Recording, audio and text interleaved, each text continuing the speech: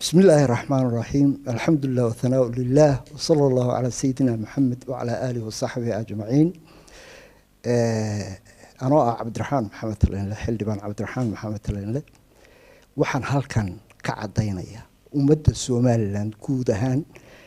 iyo gaar ahaan golihii wakiilada maanta doorashadii iyo codkii la qaaday ee aan saaxiibkay ku taaniyadeeyay baasha maxamed cadde xaqiiqdii baa soo baxday laga bilaabo iminkoo aan idin la hadlayo gudoomiyaha golaha wakiilada ee la doortay waa aniga xaqiiqdeediina waan hayaa 39 xildhibaan ee codeeyay cidda ay u codeeyeen waa cabdiraxmaan maxamed talyaanle sidaa darteed speaker of the house Somaliland waa aniga waxaan u sheegayaa saaxiibkay baasha maxamed faarax oo aan tahniyadeeyay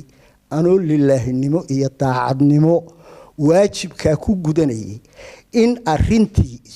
isbedeshay oo isaga maanta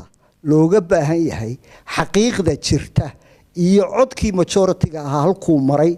inuu aqbalo naguna tahniyadeeyo wabillahi tawfiiq.